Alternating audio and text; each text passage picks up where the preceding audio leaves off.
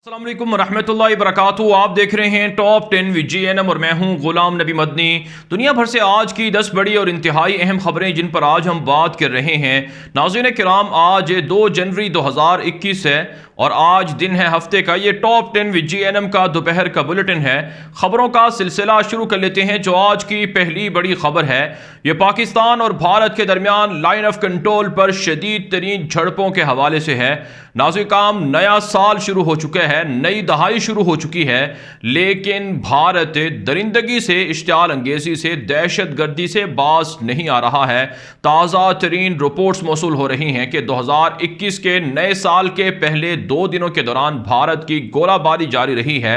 पाकिस्तान की सरहदी आबादी को टारगेट किया गया है, मुताद्दिद मकानात तबाह हुए हैं और आम शहरियों को और उनके जो जानवर हैं जो सरहदी इलाकों के अंदर मुकीम हैं उनको नुकसान पहुंचाया गया है। जवाबी कार्रवाई के अंदर भारतीय मीडिया खुद दावा कर रहा है कि उनका एक फौजी मारा गया है और मुताद्दिद जख्मी हुए हैं।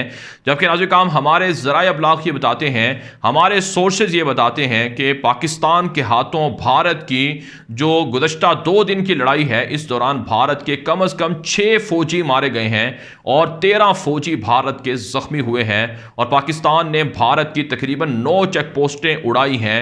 लेकिन भारत का झूठा मीडिया, मोदी का झूठा मीडिया हकाइक नहीं बताता है, क्योंकि उन्हें पता है कि अगर सच बताया गया तो भारतीय फौज में बगावत हो जाएगी और वो ड्यूटियां सरअंजाम देने से बागी हो जाएंगे। अगरचे ये बात पहले से मौजूद भी है कि भारतीय फौज पाकिस्तान के मुकाबले में आने के लिए तैयार नहीं है, लेकिन बहरहाल पाकिस्तान चीन से हासिल की हुई ड्रोन टेक्नोलॉजी, तुर्की से हासिल की हुई ड्रोन टेक्नोलॉजी को इस्तेमाल कर रहा है और भारत को ज़बरदस्त किस्म का सरप्राइज दे रहा है, सर्जिकल स्ट्राइक कर रहा है और भारत को भारी नुकसान उठाना पड़ रहा है। इसके अलावा नाज़रीन काम इत्तलात सामने आ रही हैं कि पाकिस्तान की जानिब से भारत को, भारतीय सफारतकार को तलब करके वार्निंग दी गई है कि लाइन ऑफ कंट्रोल पर लड़ाई और झड़पों से भारत बाज रहे, वरना भारत के खिलाफ अमलन पाकिस्तान कोई बड़ा हमला कर सकता है जिससे भारत फिर तबाही की तरफ बढ़ जाएगा। साथ साथ नाज़रीन काम इत्तलात सामने आ रही हैं कि भारत के अंदर बीजेपी के हिंदुओं की जानिब से, गुंडों की जानिब से पाकिस्तान के खिलाफ एहतजाज किया जा रहा है कि पाकिस्तान के अंदर मंदिरों को तबाह किया जा रहा है।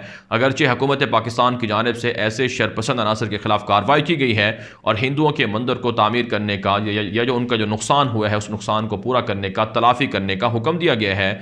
लेकिन इसके मुकाबले में भारत की सूरत हाल ये है, भारत का चेहरा ये है कि मध्य प्रदेश का इलाका है जहाँ पर, बल्कि नाज़रीन काम आंध्र प्रदेश का इलाका है जहाँ पर मुसलमानों की एक मस्जिद को RSS के गुंडों ने नुकसान पहुँचाया, उसके मीनार को तबाह करने की कोशिश की गई, नुकसान पहुंचाया गया। दिल्ली के अंदर मुसलमानों की मस्जिदें, मदारे से शहीद किए गए, लेकिन आज तक मोदी हुकूमत को, दहशत गर्दों को ये नौबत नहीं आई, उनको ये तक नहीं सूझी कि वो कम अज़ कम ये जो मुसलमानों का नुकसान हुआ है इस नुकसान को हुकूमती ख़जाने से पूरा कर दें। उल्टा मुसलमानों को गिरफ्तार किया गया कि वो हिंदुओं के खिलाफ इश्तियाल अंगेज़ कार्रवाइयाँ कर रहे हैं। तो ऐसे में नाज़रीन काम, पाकिस्तान का जो गद्दार मीडिया है वो जो हिंदू मंदिर जलाने के वाक़यात की खबरें तो देता है, लेकिन उन्हें शर्म आनी चाहिए कि भारत के अंदर जो मसाजिद शहीद होती हैं उन पर भी कोई 2 लफ्ज़ वो बोल ले। आगे बढ़े नाज़रीन काम, जो आज की दूसरी बड़ी खबर है ये नाज़रीन काम मकबूजा कश्मीर से है। मकबूजा कश्मीर के अंदर मुजाहिदीन के ताबड़तोड़ हमले जारी हैं।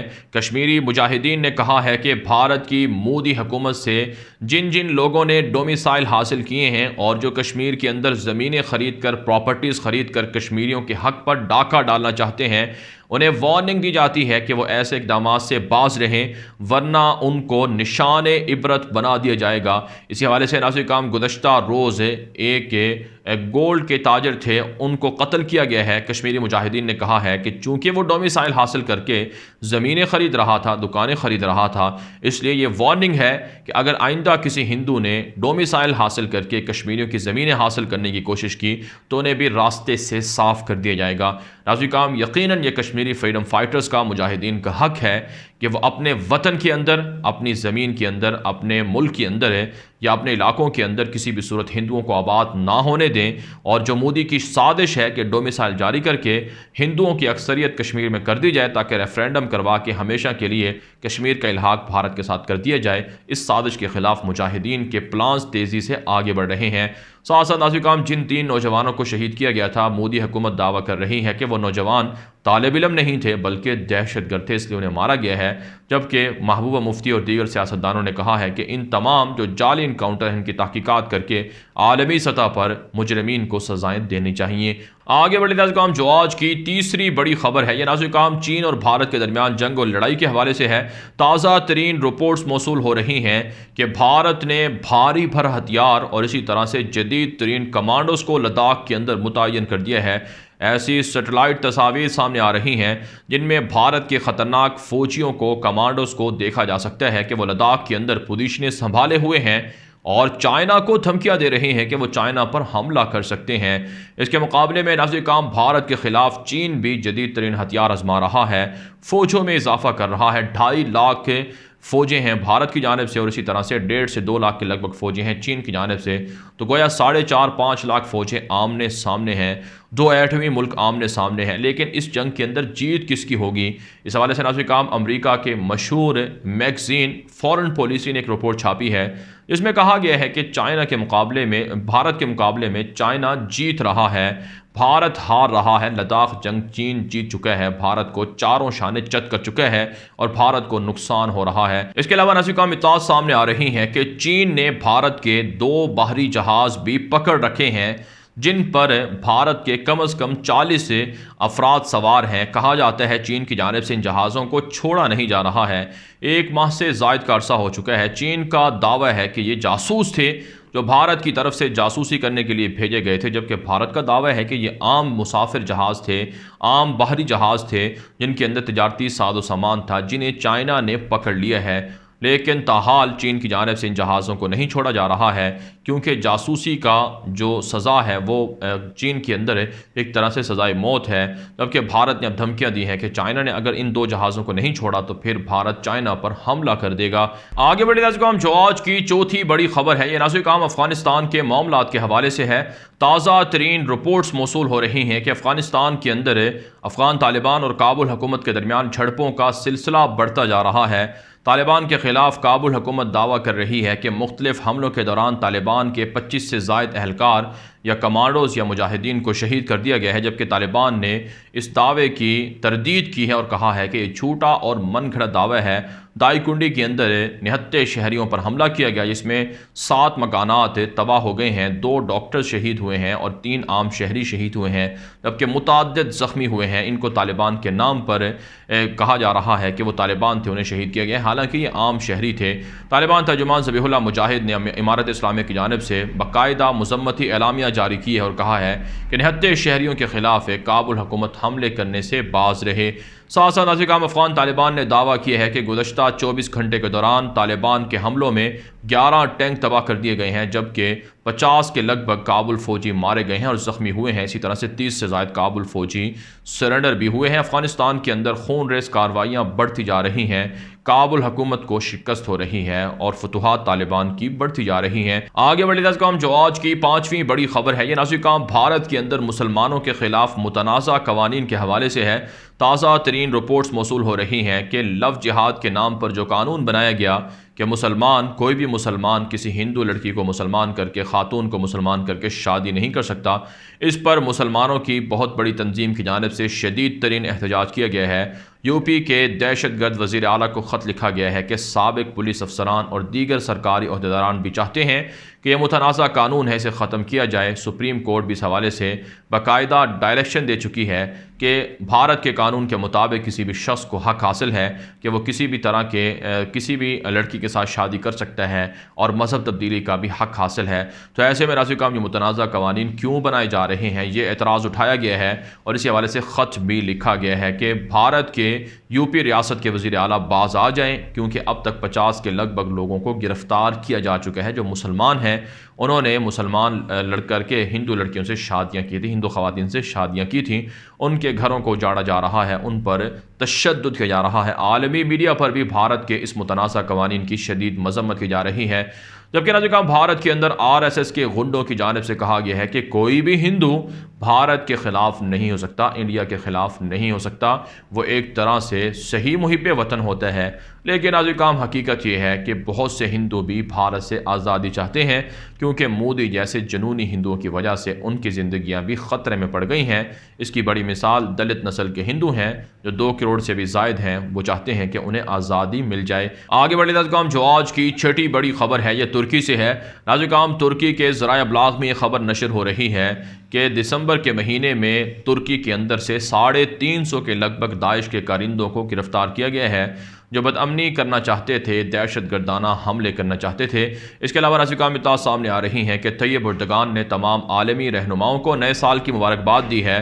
तैयब एर्दोगान की जानिब से कहा गया है कि तमाम आलमी मुल्कों से, तमाम आलमी रहनुमाओं से और इसी तरह से तमाम जो इंटरनेशनल ममालिक हैं उनके साथ तुर्की ताल्लुकात बेहतर करना चाहता है, अच्छे ताल्लुकात रखना चाहता है। इसलिए तुर्की को प्रेशराइज़ करने से, ये धमकियां देने से दीगर ममालिक बाज रहे। तैयब एर्दोगान ने कहा है कि अमेरिका की पाबंदियां काबिल मजम्मत अमल है, इसकी वो तरदीद करते हैं, इसकी मजम्मत करते हैं और इन पाबंदियों के ख़ात्मे का मुतालबा करते हैं। इसी तरह से रूस के साथ भी और यूरोप के साथ भी तैयब एर्दोगान ने ताल्लुकात बेहतर करने का फ़ैसला किया है। साथ साथ नाज़रीन इत्तला सामने आ रही हैं कि जर्मनी के साथ मिलकर तुर्की ने मुश्तरका तौर पर कोरोना की वैक्सीन की तैयारी शुरू कर दी है। जर्मनी के अंदर तुर्क निज़ाद 2 शहरियों की जानिब से, 2 साइंसदानों की जानिब से, डॉक्टरों की जानिब से कोरोना की वैक्सीन बनाई गई थी, जिसे दुनिया भर के अंदर बाकायदा फ़रोख्त भी किया जा रहा है। आगे बढ़े नाज़रीन, जो आज की 7वीं बड़ी खबर है यह नाज़रीन इसराइल से है। ताज़ा तरीन रिपोर्ट सामने आ रही हैं कि इसराइल के अंदर यहूदी रिब्बी, जो एक तरह से यहूदियों के उलमा समझे जाते हैं, मजहबी पेशवा होते हैं, उनकी जानिब से बच्चों को ये सिखाया जा रहा है कि यहूदियों के सिवा तमाम के तमाम लोगों को कत्ल कर दिया जाए।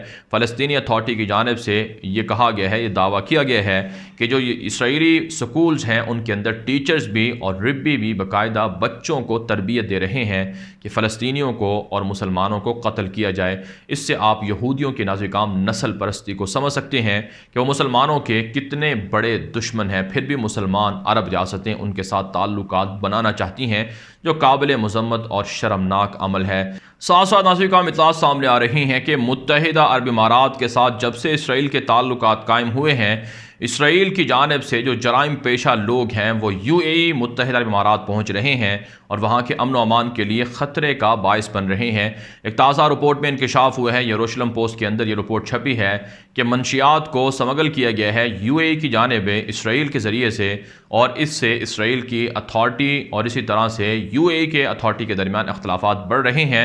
कहा जाता है कि जराइम पेशा लोग मंशियात को, हीरोइन को, इसी तरह से दीगर जो मंशियात हैं जो गैर कानूनी हैं आलमी सतह पर, उनकी तरसील UAE के अंदर कर रहे हैं ताकि UAE बदअमनी से दो चार हो जाए। इससे आप समझ सकते हैं कि जो अरब रियासतें इसराइल को तस्लीम करके ताल्लुकात बना रही हैं वो कितनी बड़ी तबाही को दावत दे रही हैं। साथ साथ नाज़रीन इसराइली फ़ौज ने दावा किया है कि लबनान के बॉर्डर से, शाम के बॉर्डर से फ़लस्तीन के इसराइल के ख़िलाफ़ हमले करने की साजिश की गई है, जिसे इसराइली फ़ौज ने रोक दिया है। आगे बढ़े नाज़रीन, जो आज की 8वीं बड़ी खबर है ये यमन से है। नाज़रीन सऊदी अरब के मीडिया नेटवर्क अल अरबिया ने दावा किया है कि यमन के अंदर हूसियों की जानिब से एक शादी हॉल पर हमला किया गया है, मिसाइल मारे गए हैं, जिसके नतीजे में 12 ख़वातीन और बच्चे शहीद हो चुके हैं।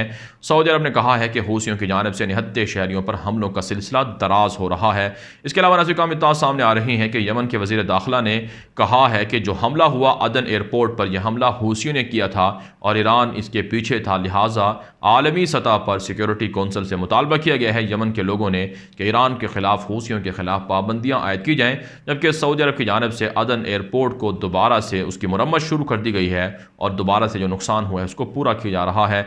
आगे बढ़े नाज़रीन, जो आज की 9वीं बड़ी खबर है ये नाज़रीन शाम से, रूस से और इसी तरह से कॉन्गो से है। ताज़ा तरीन रिपोर्ट्स मौसूल हो रही हैं कि रूस के फ़ौजी अड्डे पर शाम के अंदर हमला हुआ है, जिसमें रूस की फ़ौजों को और इसी तरह से वहाँ अड्डे पर जो सामान था उसको भारी नुकसान पहुँचा है। रूस आप जानते हैं बशार अल असद की हिमायत कर रहा है शाम के अंदर है, लेकिन वहाँ शामी मुसलमान भी बदला लेने के लिए बशार की फ़ौजों पर और इसी तरह से रूसी फ़ौजों पर हमला कर रही हैं।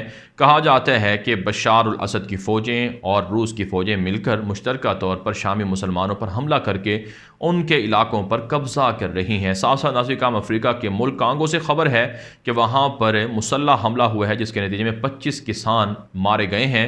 और इस हवाले से अफ्रीका के अंदर जो मुख्तलिफ़ यूरोपीय मगरबी ताकतें हैं वो अपने अपने मफादात के लिए सरगर्म हैं, मुसल्लह गिरोह बनाते हैं और हुकूमतों को परेशान करते हैं, वहाँ पर बदअमनी पैदा करती हैं। आगे बढ़े हम जो आज की 10वीं बड़ी खबर है ये सूडान और इथोपिया से है। ताज़ा तरीन रिपोर्ट्स मौसूल हो रही हैं कि सूडान की फ़ौजी हुकूमत ने कहा है कि अवाम के मुतालबात को पूरा किया जा रहा है। असर नो हुकूमत की तश्कील की जा रही है, नए वज़रा को शामिल किया जा रहा है, मुआशी मसाइल को हल करके अवाम को रिलीफ दिया जाएगा। जबकि एहतजाज भी सूडान के अंदर जारी है जब से उमर अल बशीर की हुकूमत का तख्ता उल्टा गया था। साथ साथ नासिकाम इथोपिया के साथ है जो मुल्हिका बॉर्डर है सूडान का, वहाँ पर सूडानी हुकूमत ने आर्मी ने दावा किया है कि तमाम इलाकों का कंट्रोल हासिल कर लिया गया है। जबकि इथोपिया ने इल्ज़ाम लगाया है कि सूडान की फ़ौजें इथोपिया के इलाकों पर कब्जा कर रही हैं, जिससे दोनों मुल्कों के दरमियान एक ख़तरनाक जंग शुरू हो सकती है। भारत नासिकाम दुनिया भर से थी आज की 10 बड़ी खबरें। इन खबरों के हवाले से आपकी क्या राय है? अपनी राय कॉमेंट के जरिए से ज़रूर हम तक पहुँचाएं। मज़ीद खबरों के लिए आप हमारे ट्विटर अकाउंट्स दुनिया मेरे आगे और गुलाम नबी मदनी फॉलो कर सकते हैं। आज के लिए इतना ही, इजाज़त दीजिए। अल्लाह हाफिज़।